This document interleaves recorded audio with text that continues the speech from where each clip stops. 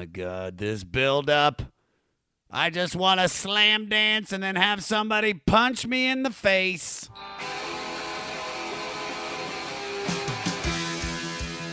That time in your life, doesn't necessarily need to end. Like, I feel like in your adult life, like, you still, you don't have to just think, I gotta work and then I get married. And I don't know if that's, I don't even know now with young people if that's even a thing. I don't know if it's like, yeah, I gotta get married. Now they're into eating ass now. They're really into it. There is a lot of eating ass. A lot of ass eating. Somebody said eat the booty like groceries in a song, and then it changed fucking everything. Now kids eat ass. Eat ass regularly. Kitty Peters ate my ass the first time. And I thank her for that. Wow. Yeah, I was 20, right about turned 21. Damn. Not many people have eaten ass. Yeah, But I don't know why. We're talking about summer. Yeah. It happened in the fall, actually. Maybe so. during the summer, maybe that's when you say. I don't think you want to eat ass in the summer, dude. If you're gonna do it, eating ass is like a late fall November. It's like, you know what I mean. It's nice and cold. There's not. You're not thinking eating ass after a 6-hour drive. Fucking sitting on the seat, dude. Oh my God.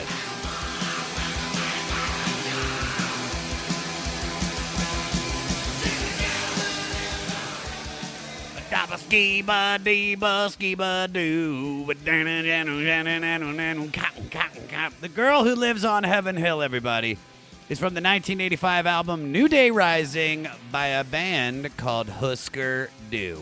It's also number 488 out of 500 on the 500 with Josh Adam Meyers. That's me, the king of fleece. I am covered in fleece, people. I got on fleece socks, fleece pants. I got on a fleece bolo hat, fleece yarmulke. My dog's wearing fleece. Everybody's wearing fleece in the house because it's cold outside, man.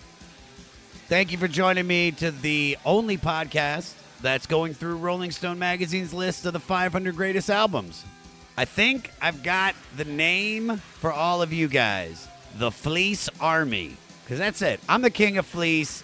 Everybody's wearing fleece. Y'all the Fleece Army. I could say listers. I could say the 5 honeys. Fuck all that. The Fleece Army. Buy your fleece. We're going to start selling some kind of merchandise in fleece. I'll tell you that right fucking now, y'all. We're at a good number right now, guys. We're at number 488. I didn't really know about Hüsker Dü. Literally, the only thing I knew about Hüsker Dü was in Joe Dirt when he's like, Hüsker Dü's, Hüsker Don'ts. But I fucking dug it, man. I powered through. I hope you guys powered through, too. It's fucking good. It's hard. It's a hard listen when you're not in the mood to listen to punk rock music for a week. And I mean, there were some moments that I was just like, all right, I got to put on some Earth, Wind, and Fire or something else. But I dug the shit out of this. My guest this week is the one and only Joe Sib. Incredible stand-up comedian. But this guy has such a deep-rooted history in the music scene that he is perfect for this record. He's currently on tour with Jim Brewer and Metallica, so catch them in any town that Metallica's at. Joe and Jim are going to be there. He's also the owner of SideOneDummy Records. And to be able to sit down with him and talk Hüsker Dü, a guy that lived during that time period, that was fucking there, it was the shit. Don't forget to listen to the end of the podcast, guys, where we're going to spotlight a new artist that was directly influenced by Hüsker Dü.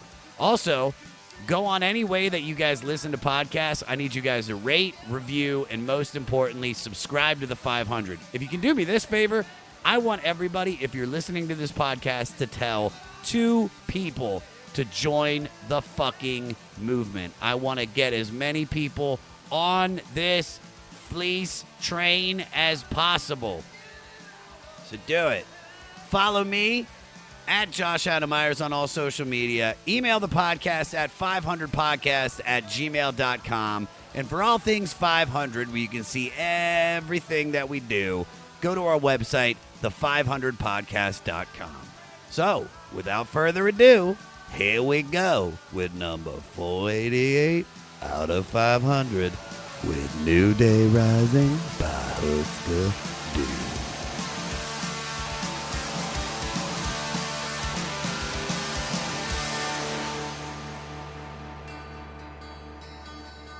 It's Joe Joe Sib, Joe Sib, Joe Sib. It's Joe Sib, Joe Sib, Joe Sib. We finally did it. Damn. We're finally here. You like how I do that? Let's do that for everybody. I gotta tell you right now, man, I've never had a jam written about me, but that's my intro music now. Anytime I hit the stage, stand up, when they go, hey man, do you want me to play anything? And they'll maybe they'll do Fugazi or they'll do AC/DC. From now on, I'm gonna give an MP3 of my bro singing. It's Joe Sib, Joe Sib, Joe Sib. It's the girl who lives on Heaven Hill, but it fit so well because Hill kind of in some weird way rhymed with Sib. So the reason I brought you in for this record is because music has been a huge part of your life. So why don't you take me through? I would say this without spending an hour just talking about the importance, the connection, the spiritual meaning. Just music is everything for me. My entire life is based on music. I wouldn't be sitting here across from you right now if it wasn't for music. It all starts for me. I would say it all starts for me December 27, 1981, when my dad and my mom and dad get divorced, and my dad takes me to Winchester Skateboard Park. Yeah. And I'm in 7th grade, and I was not good at sports. I tried, but I was a really small kid growing up, and all I cared about at that point was skateboarding. I had no idea that there were other skateboarders.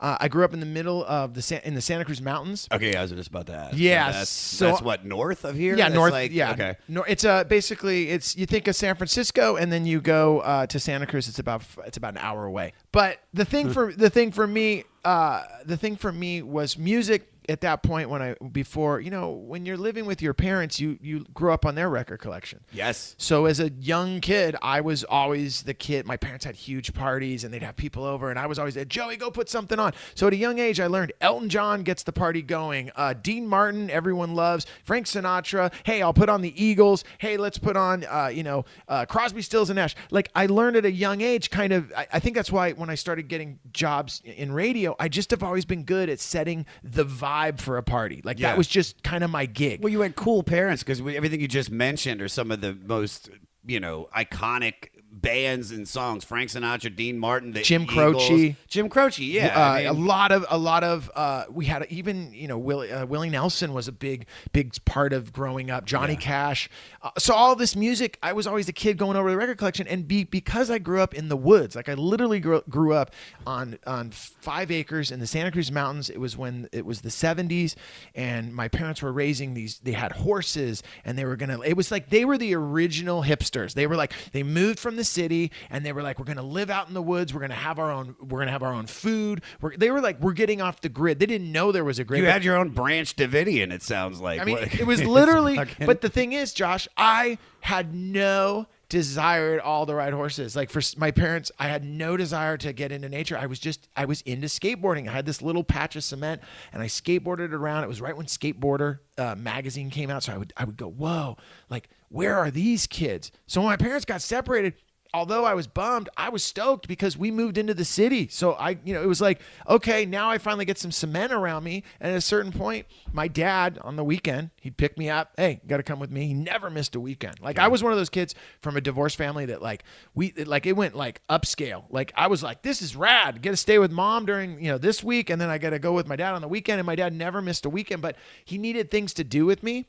So my whole music world changed when my dad took me December 27, 1981 to Winchester Skateboard Park, because at that moment, it was the first time ever that I heard music that wasn't my parents. Sure. And it was I still remember the bands? Oh my God. I remember this moment in time. I'm sitting there. I was a really nervous kid. My dad talks me into going into the skateboard park. Like, Joey, look, just give me 10 minutes. You're going to dig it. If you don't, we'll never come back again. And I was like, he was forcing you to skateboard? He was pretty gangster. He's like, listen, we just got you health insurance. We want to use it. The thing about, my dad, what I love about my dad is he wasn't forcing me as much as he knew that I was going to love it. Yeah. I didn't.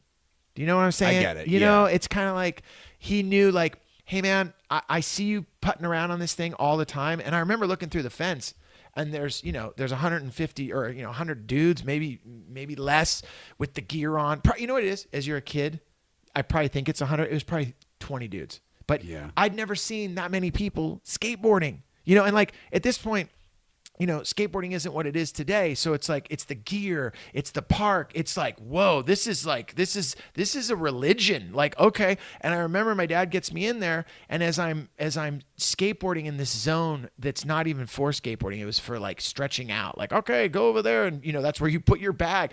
There was this it was a back of another part of the park, like a run. So it wasn't the run that you're actually supposed to go down. It was this other little area. And I remember I went over there and I did a kick turn.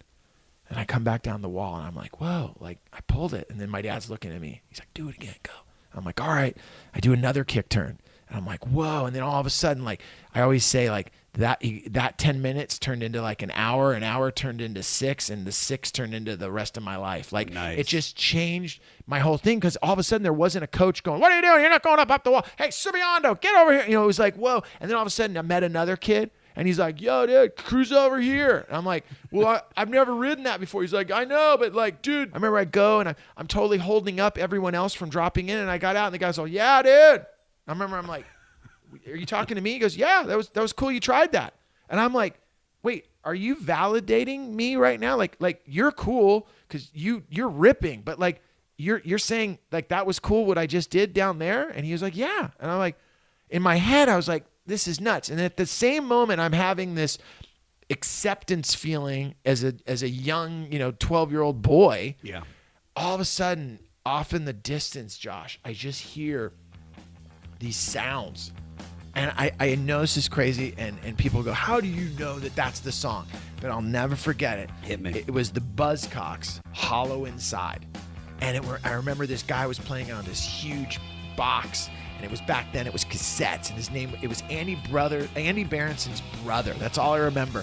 But then out of that box came everything that would set me for the rest of my life to this moment right now, because all of a sudden it was Black Flag, Circle Jerks, Buzzcocks, Sex Pistols, Ramones, Germs, like all. And you remember, now think about this. There's no Shazam. There's no, oh, hey, when I get home, I'm going to Google it. You had to walk over and ask. And dude, who is it? What is this song? Yeah. And remember, and dude, as a kid growing up, how uncool that is when everyone knows it's the Germs. I know that exact feeling. That moment where you have to let your guard down, and most of us know where the people, well, you don't know who this is, bro. And you're like, sorry, you never ask again. For me, I was, once again, the guy, Andy Berenson's older brother, that's all I knew him as. He was like, oh no, dude, this is the Buzzcocks. And I was like, what's that? And he's like, oh, dude, check it out. So that moment, all of a sudden, I discovered skateboarding and this music. I don't even know that it's punk rock. And then I remember that same day, for the first time ever in my life, I saw punk rockers. And I remember they came into the park, dude, and there was 5 of them. And I remember looking at them, and everyone, like, they came in. They had engineer boots on, and one had shaved head, and the other had like a mohawk, and the other one had like spiky blonde hair, and they had like discharge written on the back and GBH, and I was like, whoa. And I remember one of them hopped over the fence in his combat boots and his engineer boots, grabbed a skateboard and just started ripping in the keyhole. Yeah. And I was like, whoa. And he got kicked out. Like, yeah, dude, you can't be in here without gear. Okay. And I was just like, oh my God, what's that? I loved the look. I was just like, oh, because at that point I'm standing there with a bowl haircut, OPs that are like way too high, in Vans. Like, how old are you? I'm 12. I'm 7th grade. 7th grade, yeah. So I'm 51 right now. At 12 years old, dude, I discovered the 2 most important things in my life up until getting married and having children. The 2 most important things in my life: skateboarding and punk rock. And I never detoured off of that road my entire life. Like to the point that it would get weird in my 20s and in my 30s. And then it went from being weird to, oh, you've made a career out of it. Okay. But I was in the right place at the right time. Punk rock hit the suburbs. I saw Black Flag with Henry Rollins. I saw Suicidal Tendencies, their first trip to Northern California. Wow. I saw Minor Threat, Youth Brigade, 7 Seconds, all on the same show. Wow. All on the same show. I couldn't imagine that. Okay. And also keep in mind, never was into drugs. Never, I tried to smoke weed. I freaked out. My thing was drink a couple beers. Sure. So I was the dude that would go to the show, and you'd pay $7, and I would be in the pit from literally 8 o'clock at night till 2 o'clock in the morning, because I wanted to see every band. And then at a certain point, I finally got a chance to see Dead Kennedys. And I remember I was so excited to see the Dead Kennedys. And at this point, I'm deep into punk rock. I'm trying to start my first band. Tonight. Yeah, there you go. That's the only reason I know that is from the Tony Hawk skateboarding game. Yeah. I'm sorry. Police Truck. Yeah, dude. You did a good impersonation I have of people Jello. have been saying this since I've been doing it because I just start singing and people say you have perfect key. I hear it and then I memorize it. I want to say that was one of the things I think like when you and I met each other, we were talking about it earlier. I was like, I remember you did sing on stage, and a lot of times when other people do that, you know, that you're like whack. Oh, yeah, it's so whack. Cheese ball. Yeah, and I was like, oh, dude, like he can actually sing. This is just in my everything. Music is so in my blood. So rewinding really quick. You were like Dead Kennedys. So I go to, at this point, dude, I am so like, I think I might be in my first band. I'm going to see the Dead Kennedys, and I remember they played at San Jose City College, and it was a big deal that the Dead Kennedys were coming to San Jose. And I remember I go to the show, and opening up is Hüsker Dü. And I remember, like, now this is a long time ago. I'm probably at this point, 16 years old, 17 years old. But I'd been to a lot of shows, and I remember when Hüsker Dü hit the stage, 3-piece, it was so loud.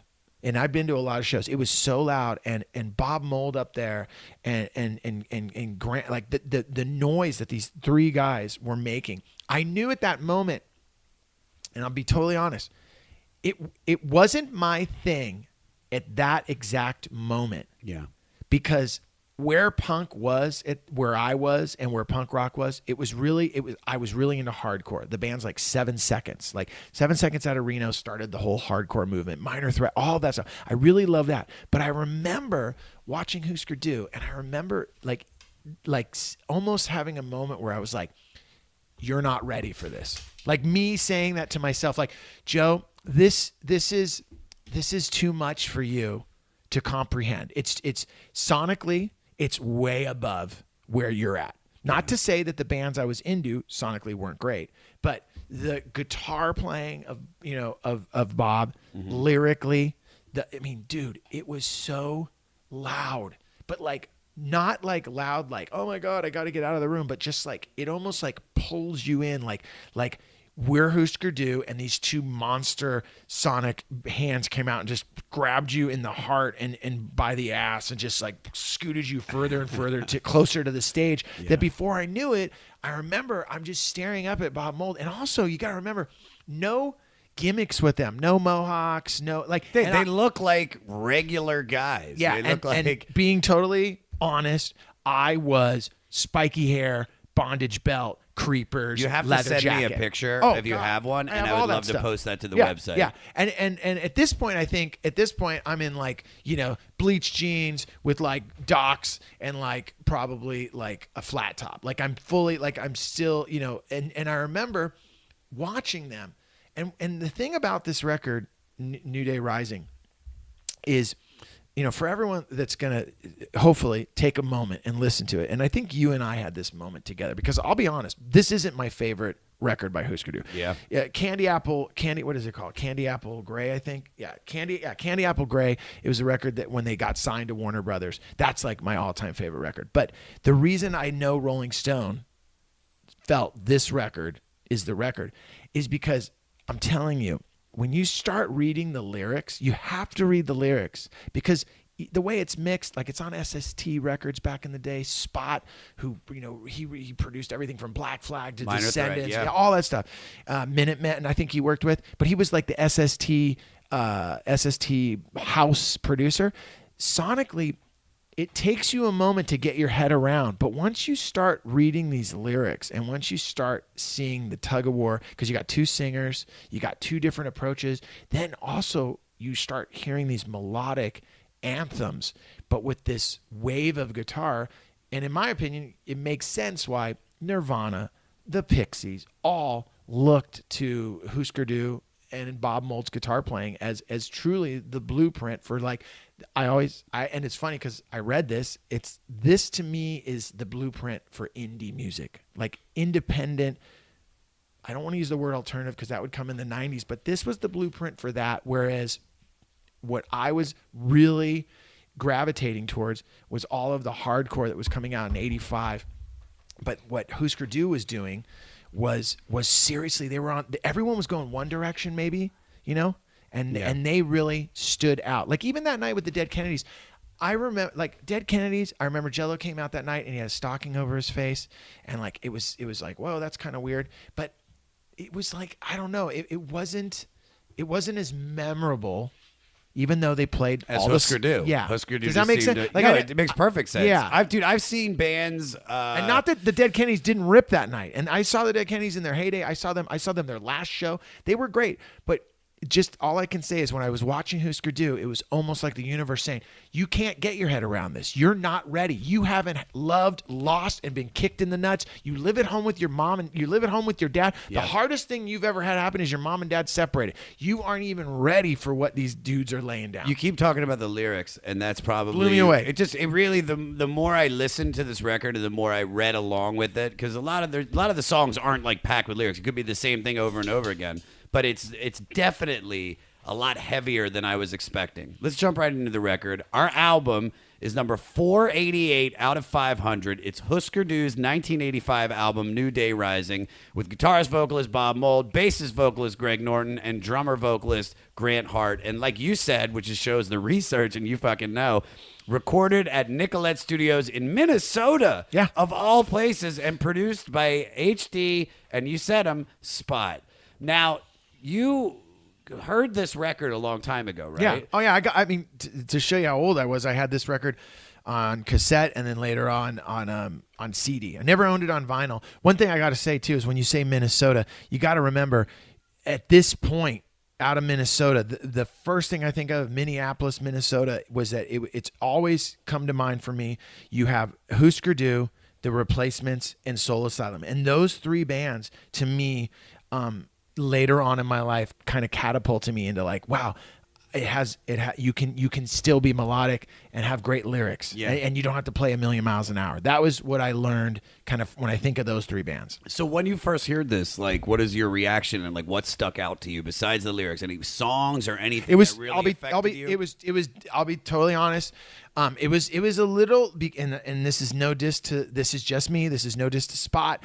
It was sonically originally hard for me to get through. This was a tough album for me to listen to. But go ahead. No, I'm just gonna say, this is the thing. People always used to say to me like, "Oh, dude, you don't like pop music. You don't like pop music. You like punk rock." But as I got older, I realized Minor Threat is a pop band. It's big choruses. Like I just like songs. And the thing is with this production, the songs are there, but you have to like. It's the same thing as, I don't know about you, but like Jane's Addiction, Nothing Shocking. It took me a second to get my head around Perry Farrell's voice. Yes, this record, I kind of experienced the same thing. So I'm coming off of, let's see, we just did 11 or 12 albums before this, and to go into this one after Kiss, actually, it's like I had so much fun listening to Kiss, and then it's like I put this on, and like first of all, I was just like, when I was driving, I could dig what I was doing, but I was like, this is kind of getting me a little agitated.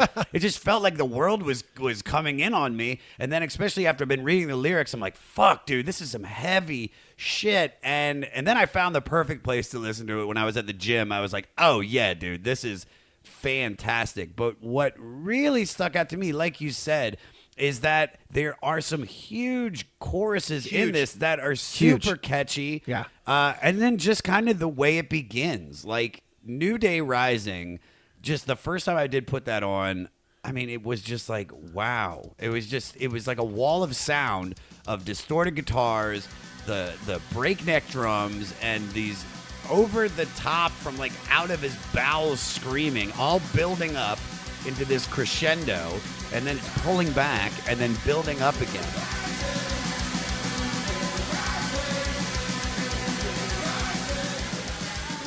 And he just keeps repeating New Day Rising over and over. I think that was the thing.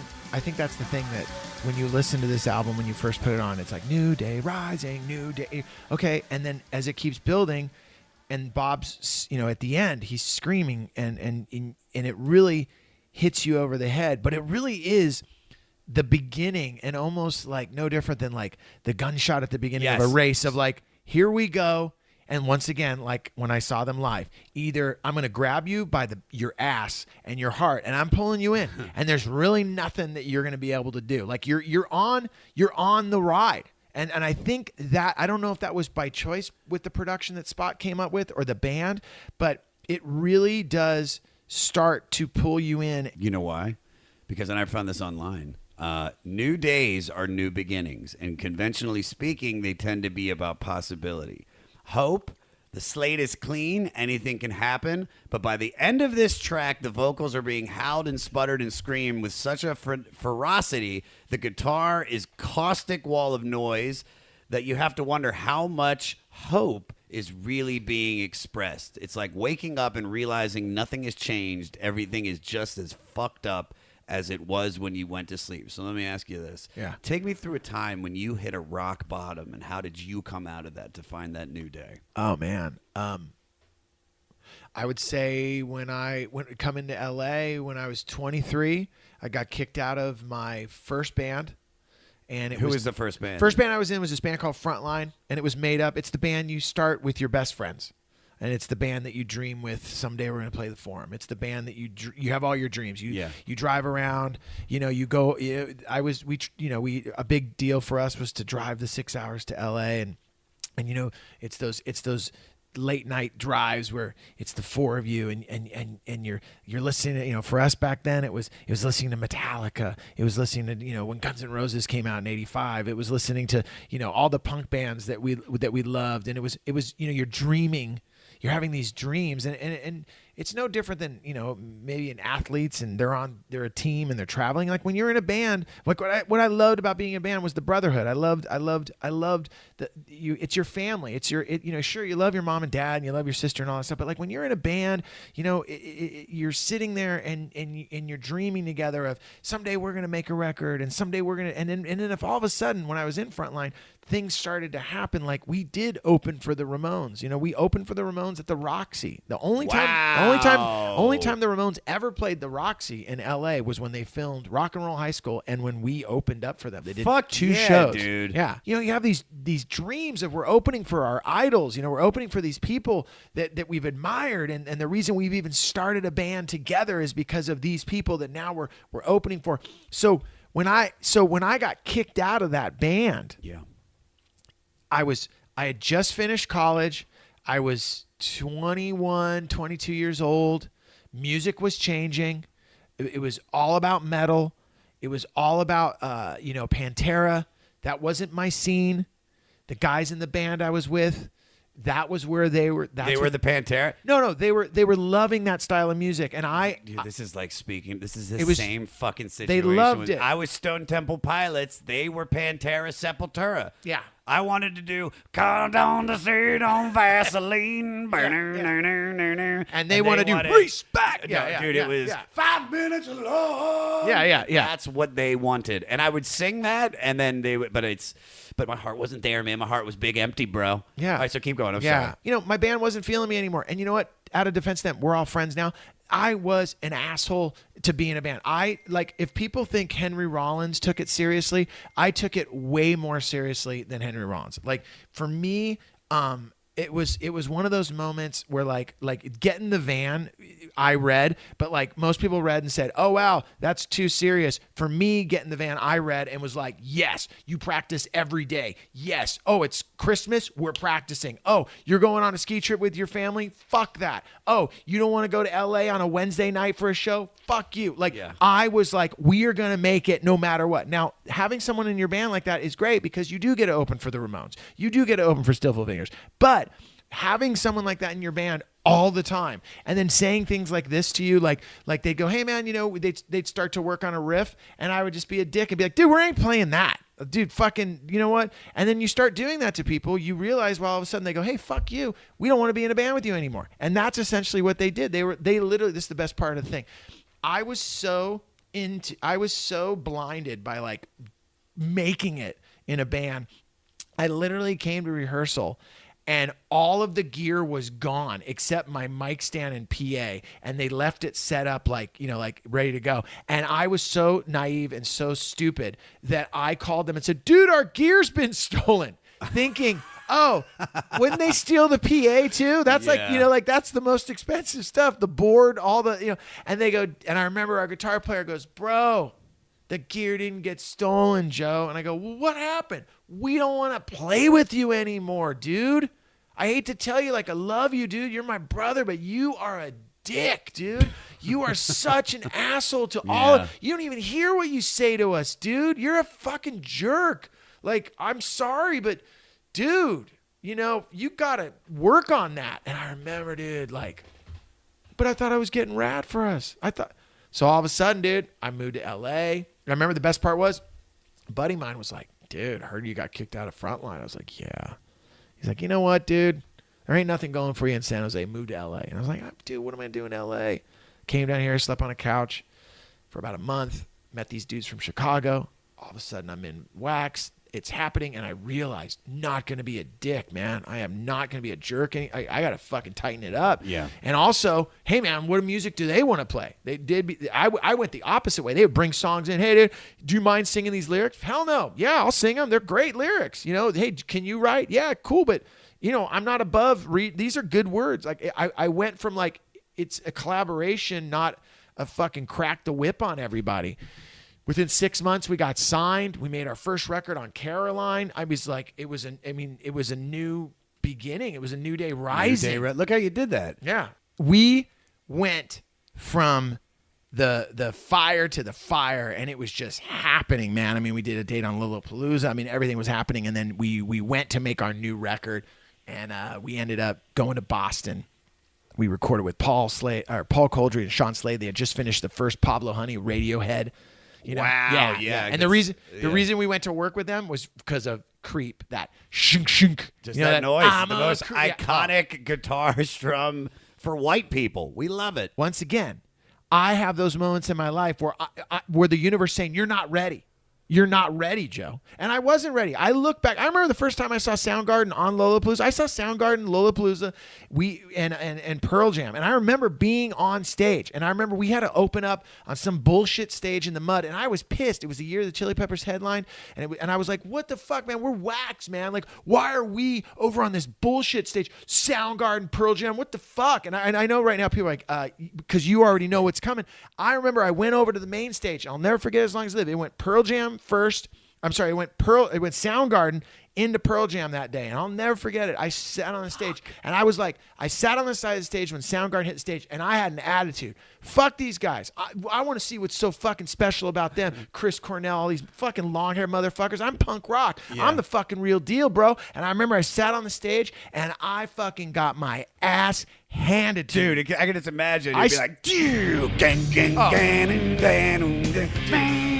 oh, dude. Can I tell you right now, when Chris Cornell hit the stage, I knew right then, and I had to have a moment with God and the universe, and I said to myself, I remember it like it was yesterday. I knew, and I'm being fucking straight, I knew right then I didn't have it. Wow. I knew right then. I go, you got some of it, Joe. You got some of it, and you know what? You got enough. It's cool. But there's that thing. But I don't have what Chris Cornell has. I knew right then. And you know, so I also knew this. I also knew my band. I remember listening. We sounded like this.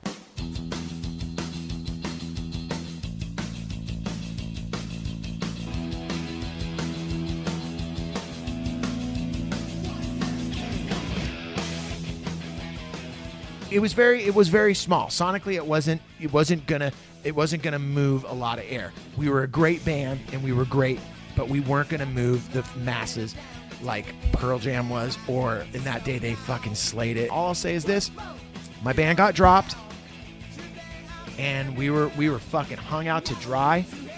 And I was holding it was right when I started the label. I was holding the band together with duct tape, dude. We were gonna do one tour. I put the record out by myself.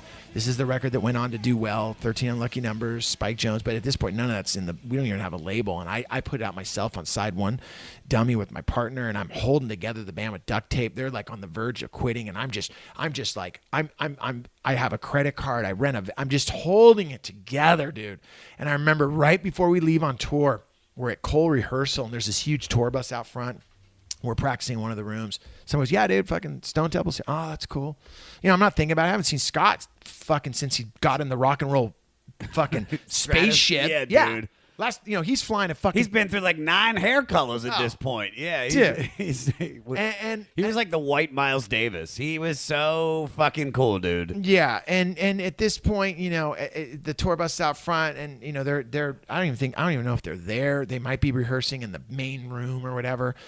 This is 94, 95, I think. And I remember we got done, and we're loading our van. And it's like, we're going on this tour that no one really wants to go on, but Joe's making us do it because I'm convinced something's going to happen with our band. And I remember I hear this, Joe.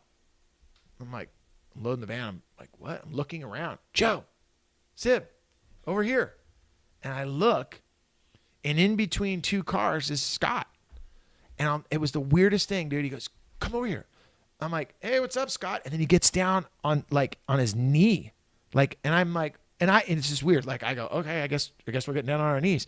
But he was already at that point where he was tripping, dude. Yeah. Like, I'm like, and he's strung out. You're saying I don't think he's strung out. I think he's such a star that I think he thinks like we got to get down low because if someone sees me, it turns into a scene. Now, I'm not saying there was drugs involved. I'm not a drug guy, so I don't know. Like I hang out with people till 5 a.m. when I was a kid, and they're on cocaine. And you're like, I was like, I thought so. We're not going to start this business together. Yeah, we just talked about it all night. Yeah, you told me we're starting a band together. Like I didn't know that. Like I thought people were just super stoked. No, I'm on cocaine. They're fucking blow, dude. And then they would think I'm like a Superman. They're like, you're doing this without cocaine. I'm like, yeah, But so the point was, Scott was sitting there and we're talking, and he goes, hey man, how's it been? I'm like, dude, Scott, it's good to see you. And he's like, hey man, I heard you started your own label. And I was like, yeah. And he was so like, all I kept at, like, how do you do that? What had made you think of that? And I go, well, we got dropped. He goes, I know. I heard you guys got dropped, man. And I'm sitting there. He goes, well, do you have a copy of the record? And I go, yeah. And back in the day, it's a CD. So I give him a CD. So can I have another one? And I go, yeah. He goes, can you give me 2 more? And I'm like, okay.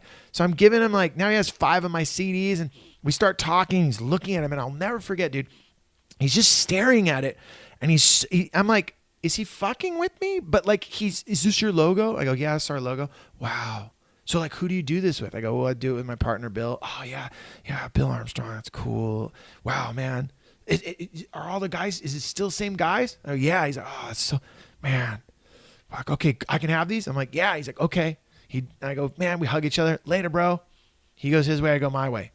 We go out on that tour, dude. We were fucking a done deal. It was bad. It was bad. Oh, dude. Because how old are you guys? Too? Oh, dude. We're all 20, 23, 24 Which years old. Which you're still young, but still it's like struggling. Dude, our bass player said the best thing to me one time, because I was from punk rock. These dudes from Chicago were like, bro, getting the van isn't a good story to us. They were like, dude, we got into a band to travel on a bus, not in a van. Like, that's not our scene. Like, that's a known thing. And I was like, they said to me straight up on this tour, they were like, dude, we didn't sign up for this. Playing the punk house with no heat and the bathrooms that don't work, and we're sleeping in the van, we're not into it. And when we get back to LA, dude, it's done. And I was like, fuck. And I remember we were driving back, like in this pre-cell phones, my at that point, Karen, my wife now, it's like, dude, last night, you'll never believe it, Scott Weiland started playing Wax on K-Rock. And I go, what? So yeah, I played California. They played it this morning. Long story short, the reason we got re-signed is because Scott Weiland started playing Wax on K-Rock at a time when K-Rock mattered and radio mattered. And by the time we got home, we had a whole new deal on the table from Jimmy Iovine of Interscope Records, because Scott Weiland basically started playing the record on K-Rock. K-Rock added it to the rotation. And then it's the rest is history. And before we knew it, we were setting a dude on fire with Spike Jones. Fuck yeah, dude. I fucking love that. All because of Scott. I love it. That definitely is a new day rising. And it was a new day rising. It was a new day. That goes into the next song, The Girl Who Lives on Heaven Hill, which was one of the most catchy songs on the record. Absolutely. Super intense. The chorus is just so singable. Play the chorus, Peter.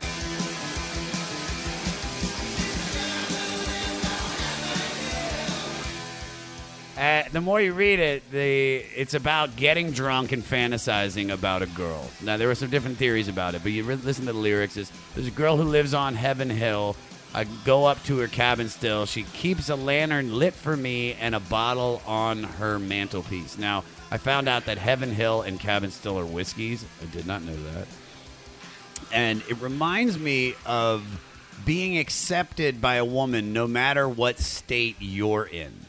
Can you take me back to the woman who were reliable in these scenarios, even though you yourself were a mess? Oh, my wife. Hands down. How so? Oh, because I was never a mess. Like, I'm a mess emotionally. You know, like, I mean, like, not a mess. This is what was so funny is that, like, originally I was going to be doing another comic with this who's a lot darker, and I was like, oh, well, this will go with that. But you are this very positive dude. Yeah. You have, like, a great energy. Everybody loves you in the comedy scene and in every other scene. I mean, I went and did one of your shows at SideOneDummy, Yep. and it was just like everybody was like, oh, dude, fucking, you know, how do you know Joe? And I was like, dude, this motherfucker is popular. So I get it.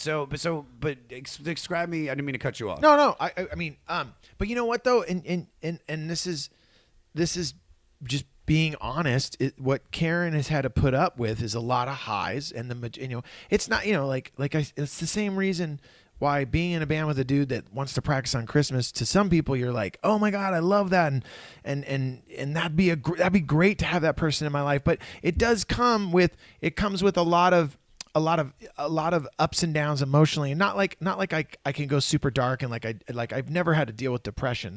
But I understand. That's why I've never said, when people say, oh, it's depression, oh, come on, get over it, because I understand that as high as I'm feeling just from being naturally just up and full of energy, that I could understand that it can go dark and it can go super dark and get quick. I think when I think of my wife, because I've been with her now 27 years, I'm 51, I've been with her 27 years, longer with her than I haven't. Yeah. She's had to deal with. She was there when I did get dropped. She was there when I got signed. She was there when I got kicked out of Wax, because I got kicked out of Wax too. I didn't learn my lesson, She was there when I started 22 Jack. She was there. She's been there, and even with stand-up. One of the things she said to me when I started stand-up, and I'm starting my official 10th year right now. Congratulations. Thank you. And one of the things she said to me when I started, she said, I really want you to do this, and I'm down for it, but I'm gonna ask you, like, if you get kicked out of this thing, I'm gone. I'm gone. If you kick yourself out. No, all she said to me was, Joe, just do me a favor. Do it for the right reasons. I mean, she didn't say that. She said, basically, Joe, do me a favor. Just have fun with it, and don't try to take it so seriously that you suck the life out of it, because you tend to do that. You got to make it fun.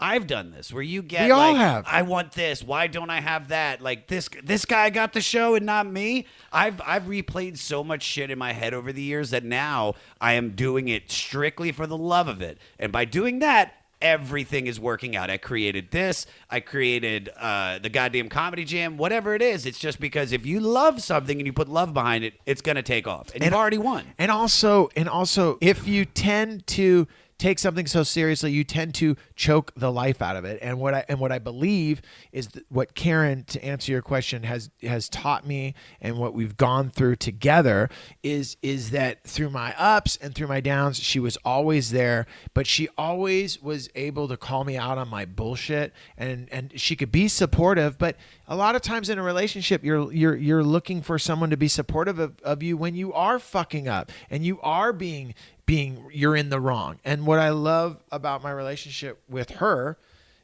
she always will call me out on my bullshit to this day. And I love that about her. So going back to this song, she's always been very accepting of who I am and dealing with the oh my God, I'm so stoked, but also being a great balance. And I feel like this song, he shows up, like he says, she's there. At the last line is like with the something and mattress. What's that last line? The girl lives on Heaven Hill. Yeah, girl lives on Heaven Hill. So I trade big mountains and rooms full of gold for just one look at the beauty of this woman's soul. Up on Heaven Hill is where I want to be. That girl, that bottle, that mattress, and me. There you go.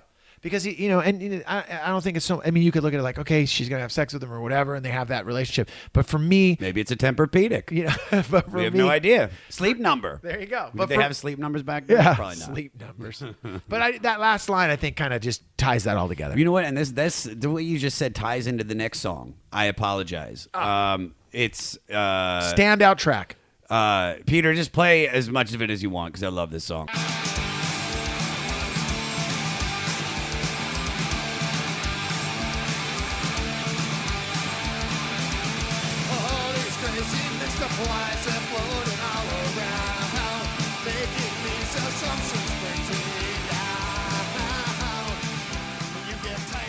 This is probably where I see their influence on the band Green Day.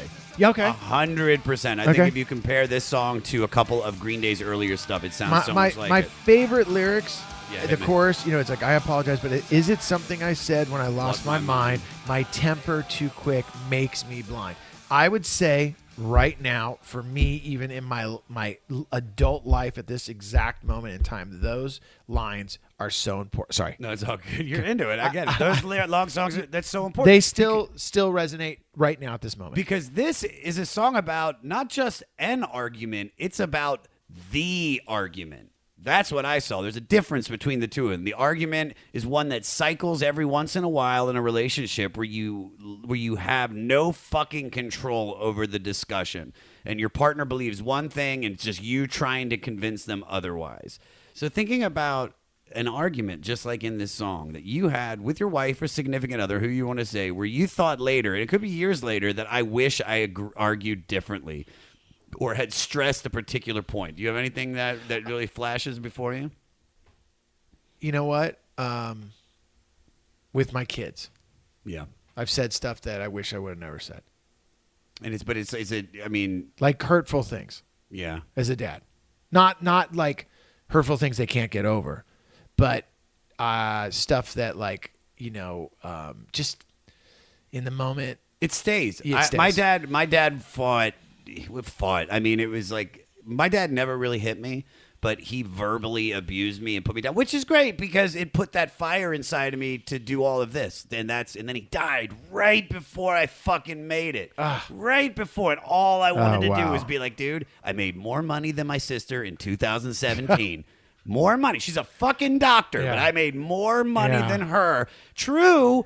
She's, 30. She did the first 37 years. She was undefeated, but I got her in year 38. Yeah. And it's like that verbal abuse. I would say you were abusing your kids. No.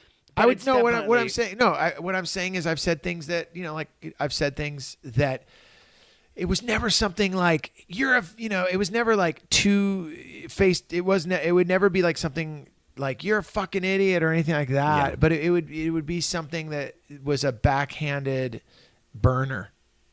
And, that's something that like I've really worked on in the last, and recently, because I'm like, you know what? And you get mad, you're dealing with teenagers. Granted, some of the things my kids have said to me are fucked up. Like we live in a day and age. It's not like it was when I was growing up. Like you taught you. That's why you got kicked out of Wax, dude. Oh my god. Do you know how many times my son has argued with me? We've had arguments where my son goes, "You're not even funny. You're not even funny." Oof. Or like he knows. Did you see my set of flappers last night? I fucking murdered. Get in your goddamn room. And then he would say, "It's flappers. It ain't the store, bro. It ain't the store, main stage. You're not getting past. Your name's not even on the building, bro." Oh my god. We're already thinking that, regardless. And you got your kid, your seed saying that shit to you. But what I'm saying is for this particular thing, this particular moment in time, and there's people I love in my life, there's so many people I love in my life that I have said things that this song, what I'm saying is those lyrics, once again, saying something, my temper makes me blind. That's the keyest line in this song for me personally. I love it. And this goes into the next song, Folklore. It's a minute and 36 seconds of straight punk with a message. Now, this wasn't one of my favorite songs on the record. But I read the lyrics. Once you read the lyrics. And then, listen, but that doesn't mean I like the song, just I can respect the lyrics. Now the woman screams for equal rights, and man wants to have an affair. Children learn to hate the world. No one seems to care. Now the kids play vids instead, and this is the part I love. Their heroes are living on Wonder Bread. Love it. The lesson I learned in a history book. It's not what they taught me. It's all folklore, basically. What is the most important lesson your parents have instilled upon you? Be honest, love what you do, and work hard, and never let anyone make you feel bad for working hard. No, I like that. That's really good. All right, well, this now, because I wanted to skip over that one and make that one quick to get into this one. If I Told You. Now, this is a good song, and what I loved about it is that it keeps getting more and more intense as it goes. Now, I know the story about Bob. Mm-hmm. So Bob was homosexual. Yep. And trying to figure out this song. Is this a song about depression? Is this a song about drug abuse? Is this a song about struggling with your sexuality? Because it's now, if I told you that it wasn't easy, why do I say easy? If I told you it wasn't easy, do it like Axl. If I told you that it wasn't easy. There you go. That's fucking good. If I told you, honey, would you believe me? I couldn't convince you if I tried. You weren't around all the times that I cried. I was crying. Is this a song about being gay and not being able to tell anyone? That is kind of what I love about it is that it doesn't matter what relationship it could pertain to. It just pertains to it. Does that make sense? No, and I really do feel for him at this point, this is kind of him scratching the surface. We don't know it. Maybe we're not listening. I'm not listening to this at New Day Rising going, yeah, this is fucking my gay bro, Bob. That's rad. Like fucking stoked for him. You're just like, this is just a jam, dude. This is hitting me over the head right now. If I told you, I'm 16-year-old kid listening to it, like, yeah, whatever. But then when he starts Sugar and those things, he just writes more and detail. It's really just the beginning of where he's going to go, I think, as a writer. That's what I felt. Fuck yeah. And then we were talking about this as you walked up, Celebrated Summer. Favorite song on the record. This is your favorite one? Favorite song on the record because, okay, I'll let you do your thing. No, do it. Well, no, you're going to ask me a question. Well, I'm going to eventually. Okay, so it's catchy as fuck. It's like you said, it was the first single off the record. And what I loved, it's about being a teen, enjoying life. Play minute 1 second 24 into the breakdown because it's just so fucking good.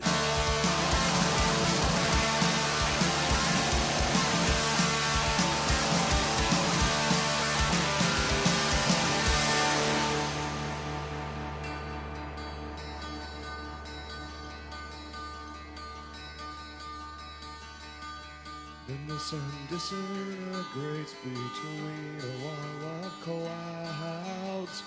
I love the line, in April time, they add another hour. He's talking about daylight saving. Dude, that was one of my favorite lines. Here's mine. Getting drunk out on the beach or playing in a band and getting out of school meant getting out of hand. Which is just like, listen, when you were sitting down, you were talking to me about, being in that band the first time. It was me, Tassos, Ben, Dave Cullen, and Kevin Pagini. I keep in touch with a few of them.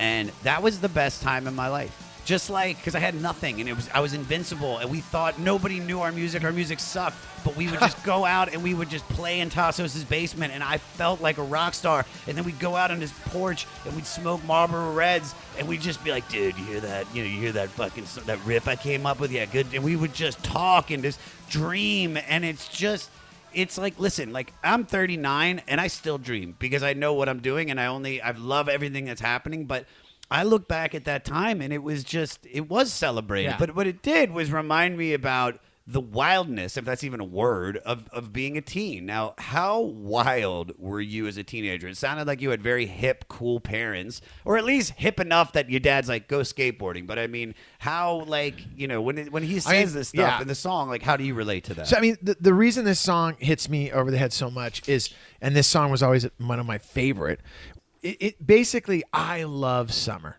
Like I knew at a young age, I loved summer so much. Like even in one of my bands, I had a song called Summertime System, and it was all about, the love of summer, the love of not actually having the responsibilities of the rest of the year. And I know that it sounds silly because you're like, well, what you go to school your whole entire life, and then all of a sudden no. But what I love about summer is, I grew up in Santa Cruz. I grew up in California. So like skateboarding and surfing that's just what I love. Like to this day, I still skateboard. To this day, I still surf. What I love about the summer and what this song really touches on is that summer's not going to be there forever. You just said, hey, I'm what are you, 38? 39. Okay, so let's call 40. Let's say you live to 75. So it's 50. It's 35. So let's say this. You really maybe might have right now. You ready for this? Yeah. 36 summers left in your life. And when you think of life, I'm 51, dude. So I got less. And I remember a buddy of mine said that once to me, this guy that I used to surf with all the time. He said, hey man, I wasn't gonna, it was summer, and he's like, dude, come on down, we're gonna surf, we're gonna stay at San Onofre, we're gonna barbecue. And I was like, oh no, I'm doing this, I'm doing that. And then he said to me, he goes, Sib, dude, we only got, we're about to go down to like double hands on our summers. Like we're down to double digits, dude. Like sooner or later it's gonna be single digits. And I was like, what are you talking about? He goes, Joe, think about it, you got 30 summers left. You can visually see those 30. You can see 30 things in front of you. And this song to me, when it says "Celebrated Summer," you really need to celebrate. Maybe it's not summer, but you really need to celebrate life, because we're only here for. I know it's crazy, but you are here.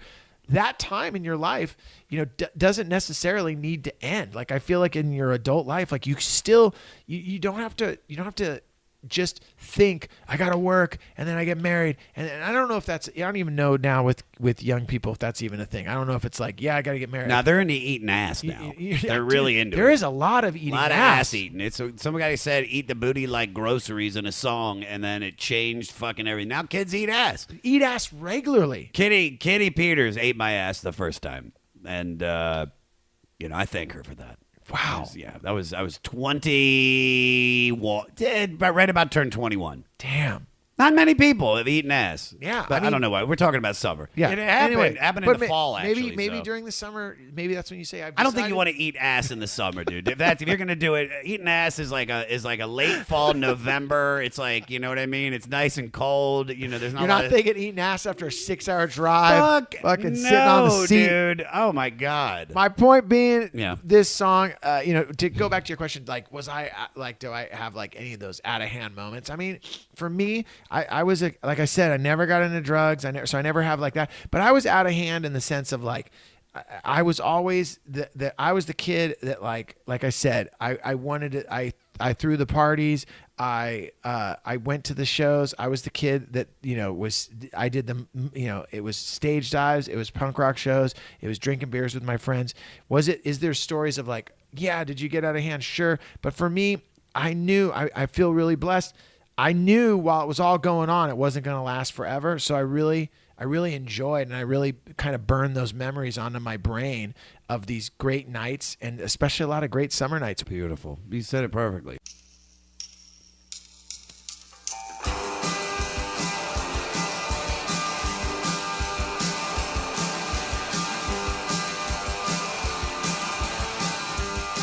So we just heard a little bit of Perfect Example. Now, I don't like this song. I didn't like this one at all. It's okay. It's just a mix of like punk and folk. But what I did like, once again, I may not have liked the way it sounded, but I like the lyrics. Because from what I know about Bob, this is a tortured Bob song, and it has his dark wit written all over it. The best line is, I think I might lose my mind, but not my memory. So it's like he can't forget or lose the cause of his pain, because that might just cause him to lose his sanity. And this sounds like, and throughout the record, just like If I Told You, it's just like, this is a battered dude, man. If he is dealing with his homosexuality in an era where it's not free to come out, where you feel good and comfortable like it is now. It's 1985, and like, you got to remember at this point too, it's the thing that was cool, I mean, in the punk rock community, sure, there was a lot of people that were gay and that had come out, but let's not lie and say like, oh, it was all high fives. Like the scene, there was a lot at that point, 1985, man. You got to remember, skinhead movement is still prevalent, man. It is. I remember it is gnarly. Like you go to San Francisco and there's the Bay Area skinheads. You do not want to fuck with those dudes. And then you go to Sacramento, you go to Portland. There's still a lot of fucking heavy, ignorant fucking sections that are parts of the punk rock community that you just do not want there. It's violent. So I could only imagine for him what that must be like when he comes and he's on tour with the Dead Kennedys. Now, hey, Dead Kennedys obviously make it clear, Nazi punks, fuck off, don't come to our show. But you roll through Austin, you roll through these places in the South. I remember first time I ever went to Austin, Texas on my first tour. First time I ever heard the N-word in 1985, right around the time this record comes out, 86. I think we went on tour 86, 87 with Verbal Abuse. We go through the South. I remember it's the first tour I ever go on with my band Frontline. And our manager says, it was crazy. We spent a month just in Texas. That's because it's so big. Yeah. But I'll never forget going in Houston. It was first time I ever heard the N-word. And then I remember being with the singer of Verbal Abuse, and we kind of ventured off to go get some food.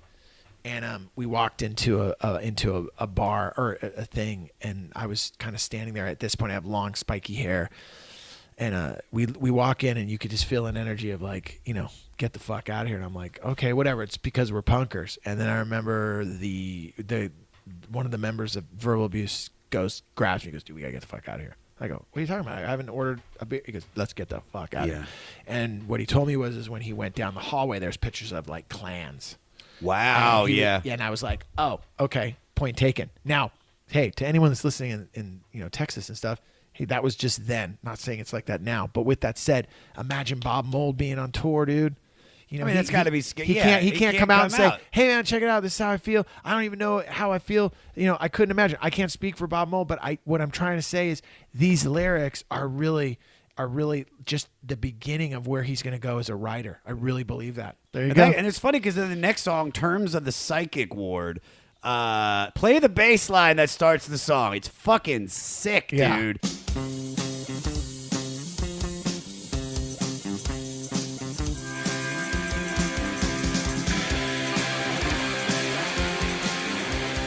This is probably one of my favorite songs on the record.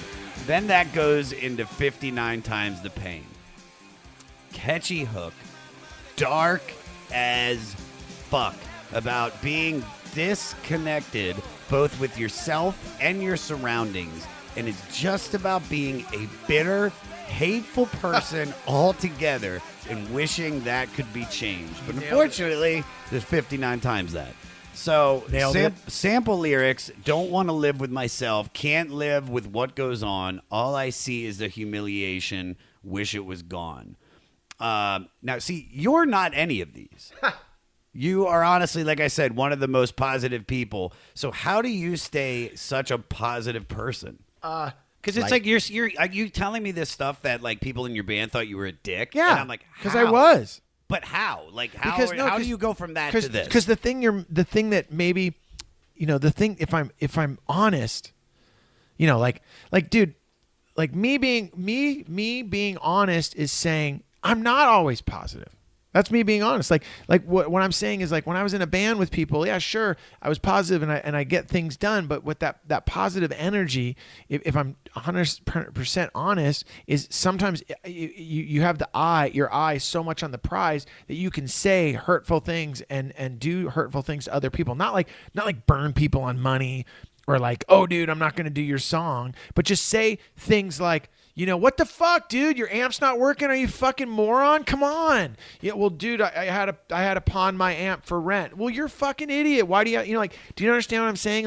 Like you can still be considered a positive force, but sometimes the people you could roll over people that might not be as positive as you. And that's been my biggest struggle my whole life is that I'm a positive dude, I get shit done, do I own an independent label? Absolutely. Do I co-own it with my best friend? But have there been times that my partner who's been with me for the whole ride said, dude, you gotta fucking step back a little bit, bro, you don't even hear yourself? And I've had to learn that.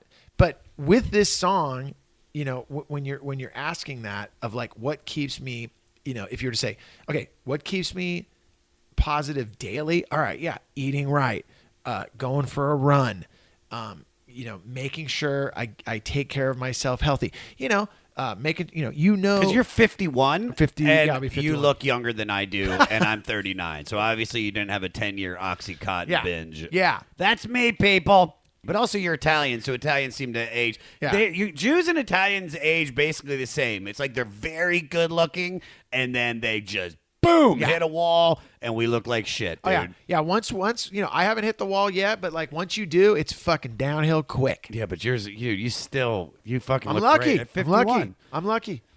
All right, so but you take care of yourself. You know what? Yeah, I'm not gonna lie. Yeah, I've always, you know, I eat well. I try to eat well. I love to run. I pump the brakes on the partying. And you surround yourself around positive people. I do. I mean, that's I think ultimately one of the things that really keeps you in good spirits is just the people that you surround yourself. I've been very fortunate. Like I said, you know, I've been in the same relationship with my wife for 27 years. I've been partners with my friend Bill with SideOneDummy. I mean, we were in the same room with each other for over 20 years every day, and we never got in an argument. I mean, like we still, you know, it's just I'm very fortunate to have great relationships, and also, dude, I'll be honest, like I still skate and I still surf, so it's like those things I think keep me super young. Not skipping over Powerline because I like that song, but I want to get down to books about UFOs. There's fucking ragtime piano. Play a little bit of it, Peter. So good. It's so fucking good. It's like an Irish pub song. And to me, this is the most accessible song on the record. Play the chorus, Peter.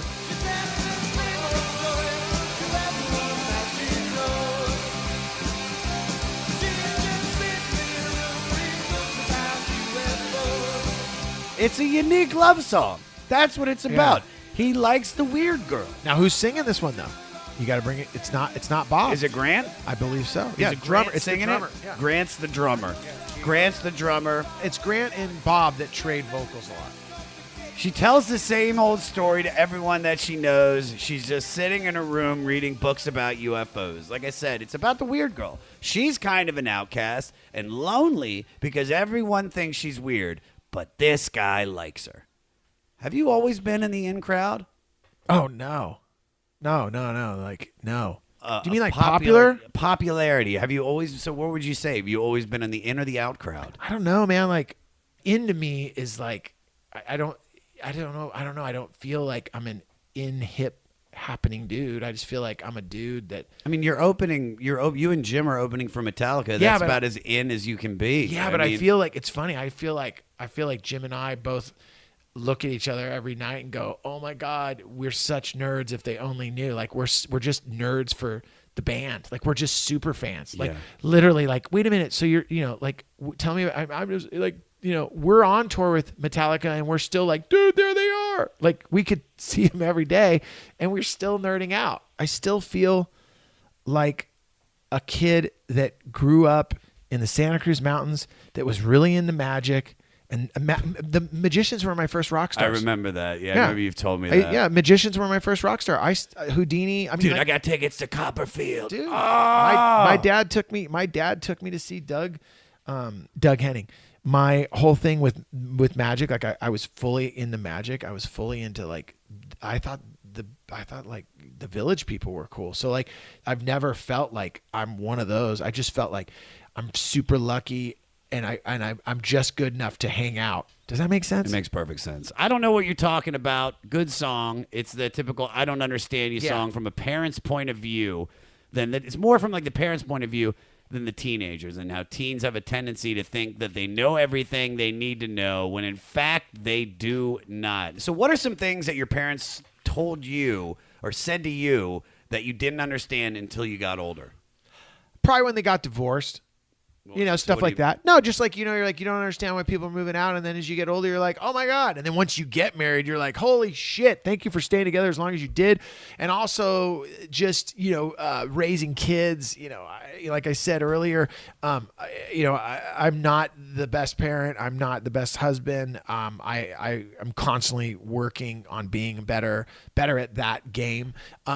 And I remember one time when I had I don't know how old my kids were, but I sent an email to my mom and dad, and I said to them, "Hey, I just want you both to know, you were great parents, and the fact that you were as cool to me as you are, I know is so hard to be, because I have these two kids, and I can't believe you guys just didn't every day want to punch me in the face because I was such a little shit to you." And it was that moment that, I just realized that. So like that's, I got in an argument with my daughter a long time ago, and I said, "Hey, look, it's your first time being 15. It's my first time being a parent to a 15-year-old. So like, let's meet somewhere and like figure, not like meet somewhere, like just let's meet in the middle. Let's meet in the middle and figure it out." Like and she always laughs about that because she's like, "You're the only dad that would ever say that." It's like, but you're right. It's like you're both figuring it both out. She's figuring out life, and you're figuring out how to raise somebody that's figuring out about life. Sometimes it just takes a while. This goes in to a song that's not even a song. How to Skin a Cat. I don't know. I always skipped over it. Definitely a skipper. Just going to tell you right now. What You Drinking is the closest thing to me to a DC hardcore song. I heard that, and I was like, this is fucking shit that I know. What Are You Drinking? The song was also, just another fun fact, cleverly disguised critique of the battle tactics used by British troop to end Leisler's rebellion in 1691. This is fucking, the internet tells you everything. Plans I Make. This is how you end the album. Closes it. What a way to end the album. It's organized noise. Lyrics are pretty much self-explanatory. The narrator has to make plans, friends, plans to plan, plans to make friends. How organized are you? Super. Yeah? Why, are you like anal retentive? Dude. I mean, he's got a legal pad. That's what he's trying to show me. No, what I'm trying to show you right now is like I came prepared. Like I'm an organized dude. I've always been that way my whole entire life. Like I'll tell you this right now. When I started we started SideOneDummy Records in 95, and I used to do this thing every day, a to-do list. Like wake up in the morning, January 10th, to do, and I'd write down all the shit that I got to do, all the things I got to do, all the people you got to call, all the things you got to do. So I had that to-do list, 95, and then you go through the whole year, and at the end of and I would staple a new sheet on every day, and then I would take that list and I'd throw it, and then at the office, and then what ended up happening is I kept throwing it in this one box. When we moved out of our Hollywood location over to our new location in Glendale, when they were cleaning out the warehouse, they found this box, and I'm not making it up, from 95 till about 2014, 2012, 13, maybe 15. All of my to-do sheets, they're all there. So you could literally say, "Joe, what were you doing on 1998?" Fucking A, and I have dude. it. I have no idea how to plan anything. I plan everything that way. Because and even like if you talk to any of the bands that like, that I was hands-on with, because there was some bands I was more hands-on with than other bands, like Gaslight Anthem or Flogging Molly or Go Go Bordello. Like a lot of those bands that I was responsible more for, as not resigning, but for like working with like, "Hey Joe, this is, you're doing this, or you're doing that." Because Bill and I and people at the office, we always split things up. One of the things I say to all the bands is have a plan. And it was always like, let's have a 3-year plan. They go, okay. Because if you don't have a plan, nothing happens. But if you do have a plan, it usually changes for the better. Everything is going to change. But have a plan and it'll change for the better. I love that. That's my fucking words of wisdom. Do you want to do some facts? Let's go. Let's do some facts. Let's do some facts. Let's do some facts. Oh. New Day Rising right there. This is my shit, dude. It's my favorite part of the whole thing. Facts. The members of Hüsker Dü first performed together with Grant Hart, Bob Mould, Greg Norton, and keyboardist Charlie Pine. And they began playing in 1979 in a band called Buddy and the Returnables. At the time, Mould was a freshman at Macalester College and frequented Cheapo Records, a St. Paul record store where Hart was a sales clerk. Hart and Norton hit it off, and they started applying for the same jobs, which Norton eventually got. Hart and Mould bonded over their shared love of the Ramones, just like you, and soon after enlisted Norton and Pine to form a band. They began gigging, playing mostly cover songs and classic rock, and frequented Ramones tunes. Unbeknownst to Pine, the remaining band members disliked the sound of the band with Pine's keyboards and began practicing without him and writing a few originals and then eventually dropping him. Now, we already talked about you getting fired. Have you ever had to fire somebody? Oh, from a band? from whatever? I'm not gonna lie. Owning a company for 24 years, you've had You have to drop people. Yeah, and that's I remember one time, someone said something like, "What's the worst thing about owning a label?" And my partner and I were sitting there, and we were talking, and I was like, well, I didn't really have an answer, and then my partner said the best thing. He said, the hardest thing is not being able to make all the bands as big as they wanted to be. And the thing is that you work just as hard on, like everything you do with Flogging Molly, you do with the other band, and it just doesn't connect, and it's heartbreaking because you see how hard those people are working, but it just doesn't connect. So it's hard when a band kind of starts to fall apart. And at the end of the day, it's called show business. It's not called show friendship. So there's the business part of it, and that's the part that I hate sometimes, but also, sometimes those things have to work their way in there. It's not fun. Hüsker Dü. It's both Danish and Norwegian for Do You Remember, and was the name of a board game in the 1970s in which the child can outwit the adult. What type of a winner or loser are you? I don't know. I'm not like if I win something, I'm usually like, oh, cool. Yeah, that happened. That's great. And then might get super self-conscious about it and not talk about it, like, oh yeah, that's cool. And just like, okay, cool. I don't want to run, I don't want to run around town telling everyone. And then if I'm a loser, I'm on something, I'm kind of just like, all right, I got to work harder. I get it. You don't brag when you win. Yeah. Like right now, it's funny. There's this photo that someone sent me from the Metallica tour.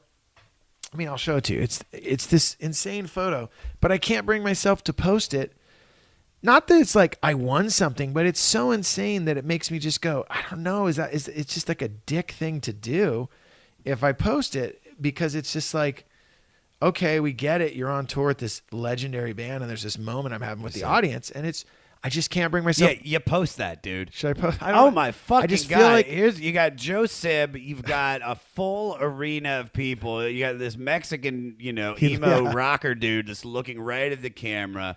Holy shit! You got to post that. See, but it's not bragging. See, but okay, it's just you could just put a tag like "Time of My Life." Yeah, but see, like that photo right there to me is a very like, I don't want to use the word like winning, but it's a very moment like, like one of the things about getting the Metallica tour that I had, as I realized when I found all those to-do lists from 1995, and then I found, like, it was crazy. I found my old, like, this is, people are like, what? Like back in the day, like when you went on tour, you had you knew people. You had this little phone number book, and you'd write in there like Josh, and with me, I'd always write something next to it, like, where were you from?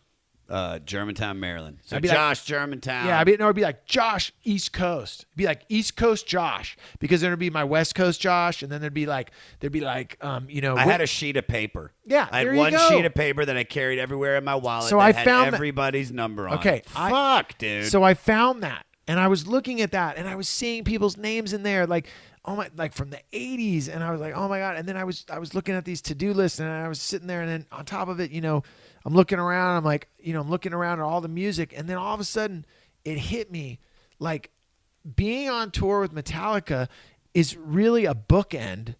And who knows what happens in the future, but I can really, like, when this tour ends on March 13th, and that's our last date, and the show that we're putting on, like where we started and where we are now is night and day. And because of Jim, he let me really have like we did this, we definitely put together a show together, and he took my input.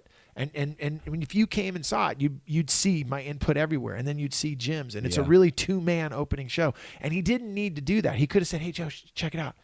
I could give a fuck what you think. They hired me. I brought you in. Maybe you get on a fucking flight home, and I fucking get someone else here to spin music, because I don't need to hear." But he didn't. He was like, "Dude, what do you think about this idea? And then all of a sudden I was like, dude, can I tell you my honest opinion? He's like, that's why you're here. Okay. Yeah. And then all of a sudden That's what you want. we started riffing and we came up with all these ideas, and then he would come up with these amazing ideas and I'd be like, oh my God, put it right here. And he'd be like, okay, great. So it was just the thing. But my point being is, when this tour ends on March 13th or wherever, and we did all the shows, like there's a part of me that looks on everything and goes, what? And I know this goes back to that neat freak of mine.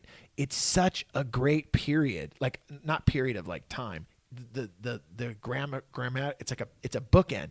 It's a nice end to a paragraph. It's just so neat and clean. Tell me about your life. I started out as a punker, playing in bands, moved to LA, started a label, had a great run, signed all these great bands, got into stand-up comedy at 40 years old. Oh, and then, hey, check it out.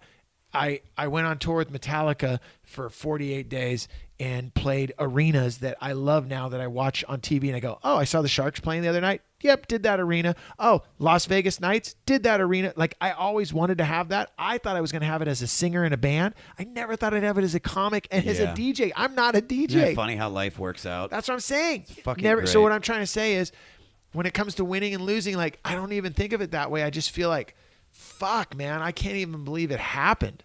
I love that. Oh, my God. All right. Music helped mold work through his chaotic childhood and alcohol abuse, along with coming to terms with being a gay man in a rock band. This is a little bit heavier question. Okay. What are your biggest insecurities? My biggest insecurities, I mean, now more than ever, not being the best father I can be for my kids. Yeah. Like if I'm, that's the biggest, it used to be, before you have kids, you're, cause you're just thinking of yourself. You're like, yeah, I didn't make enough money. I don't have a gold record.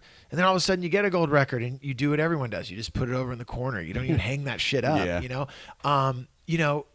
I think right now my biggest insecurities would be, I just want at the end of the day that, like, when it's all said and done, I just would love my kids to say, like, and my wife just to be like, you know what, dude? Like, yeah, he said some crazy shit. He did some crazy shit. But, like, I know he loved me and he just, like, I know he loved me, like, and I'm cool. Like, no, like, he never said this. Like, I hope that would be it. Like, I just don't want anyone to be like, I got to go to therapy because, like, they just be like, dude, like me and my dad and my mom, we had crazy shit going on when I was growing up. There was some, pretty, some people had heavier stuff. I have my heavy stuff. It's not like a whole gymnasium full of weights, but there's definitely, I had to put the weight belt on and deal with some shit.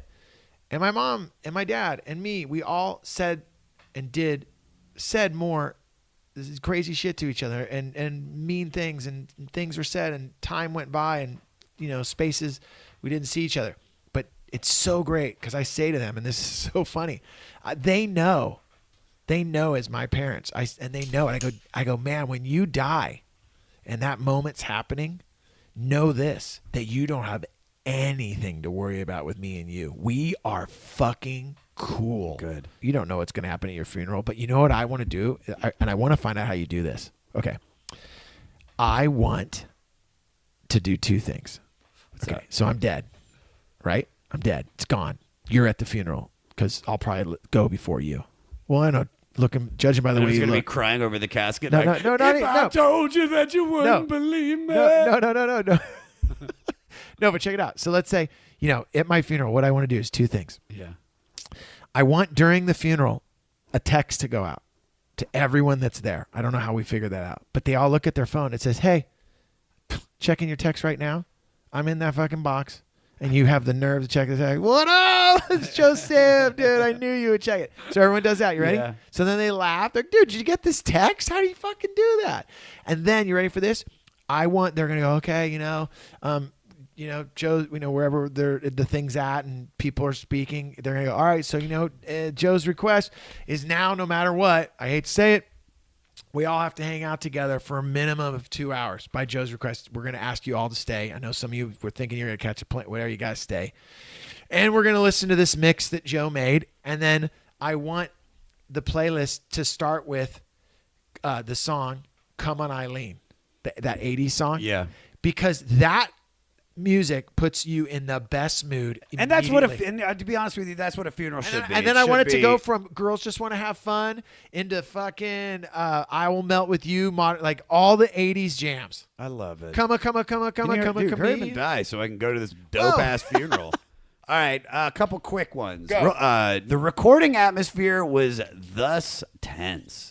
New Day Rising appeared in January 1985, featured slower, more melodic material, continuing the trend away from the fast hardcore punk of the band's earlier releases. This, coupled with the higher quality musicianship and production, led fans to perceive the band as more commercial, and the band defending themselves against accusations of selling out.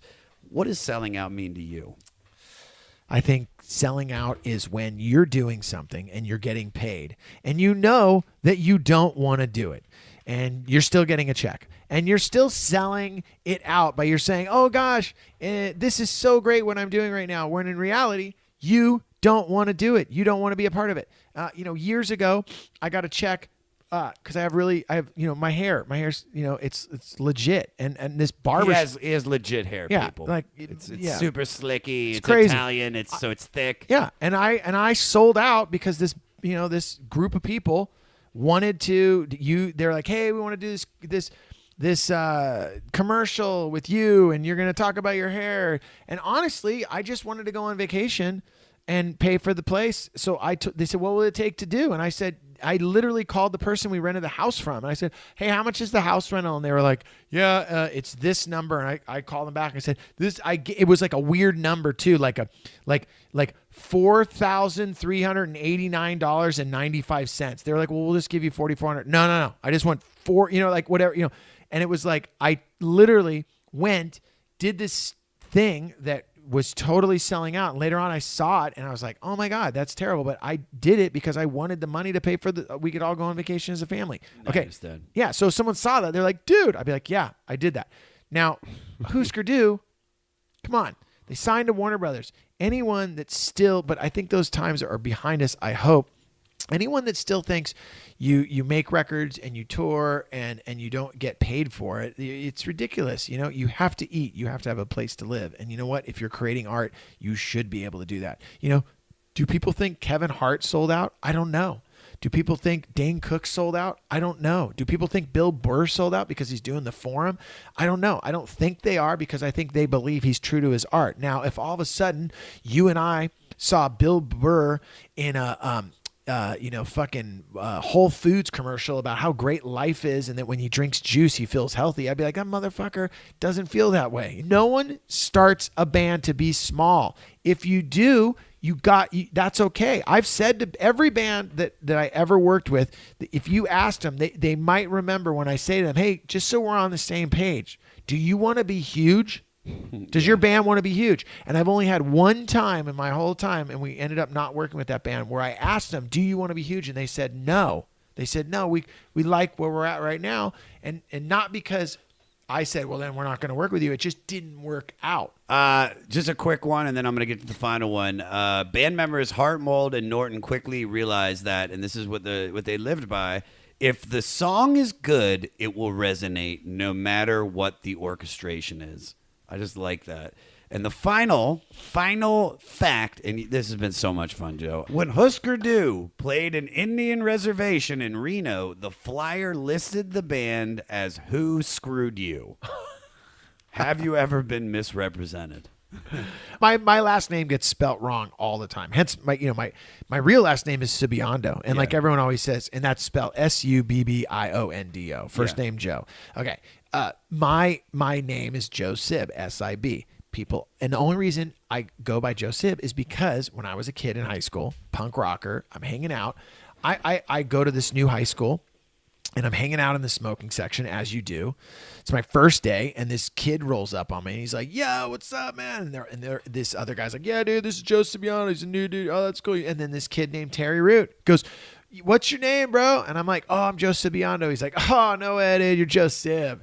And I go, no, it's Sibiondo. He's like, nah, dude, you're Joe Sib. And like, it was one of those moments where like, you're like, well, no, it's not. And it's not even spelled that way, bro. Like it's SU. You're putting it SIB. Like there's no I in it. Nah, dude, you're Joe Sib. What's up, Joe Sib? And it was just like within moments, this like 6 letters or whatever were just cut from my name. And I always was like, it was like, so like, okay.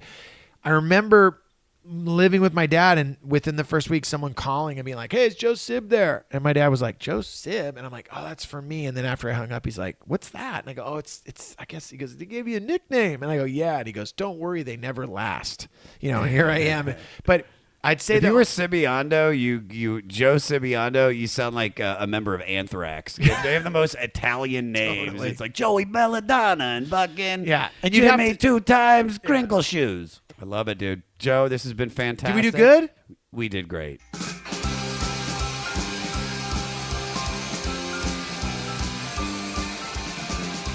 got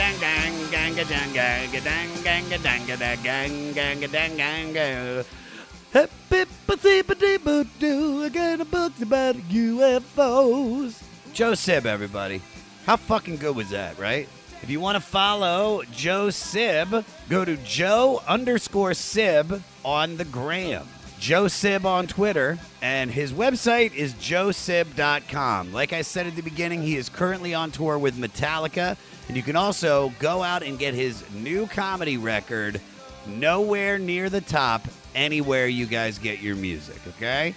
For all things 500, go to the 500podcast.com. That's where you'll find out Joe's mixtape track listing. You'll find out Bill Burr's mixtape track listing.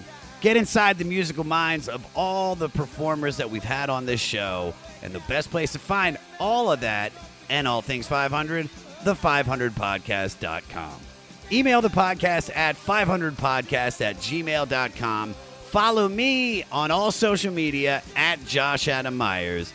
And March 20th, the next goddamn comedy jam at the world-famous Roxy on the Sunset Strip. It's going to be a hoot, and I want to see you there wearing your fleece. All tickets are going to be on my website at joshadammeyers.com. Now, we created a club, and I've been telling you about it. It's called the 500 Club, where we'll be giving away merch, t-shirt, hoodies, live chats with me and my guests. And if you sign up for the club, you get access to full uncut episodes. Which I'm going to tell you guys, I recorded with Joe for like 2.5 hours, and I didn't cut out what was bad. We just condensed it because we don't want to release a fucking 3-hour podcast. Do you know what I mean? So I'm telling you guys, these interviews are incredible. If you want more, go to the Patreon, guys. And you get it a day early. You get it on Record Store Tuesdays. It comes out for everybody for free on Wednesdays. Get it for the fucking day early, man. Join the 500. It's the shit. And you can find it at the500podcast.com/club for all details on Patreon membership and options and ways to support the 500. Now, we just listened to Hüsker Dü from 1985. Here's an artist that is directly influenced by this album, okay? From Washington, D.C., we have Chill Parents with their song Ali Ali Oxenfree from their album Hail ACAB. It could be Hail Akab or Hail Asab. Who gives a fuck? The song's great. I love it. That's why I'm playing it for you guys. And if you want your music played on the end of the 500, guys, you were directly influenced by one of these artists or one of these albums, send your music to 500podcast@gmail.com and make sure you put the album and artist that influenced you in the subject line. Next week, it's Cyndi Lauper week with her 1983 album, She's So Unusual. Y'all got some homework to do. Thanks for doing it.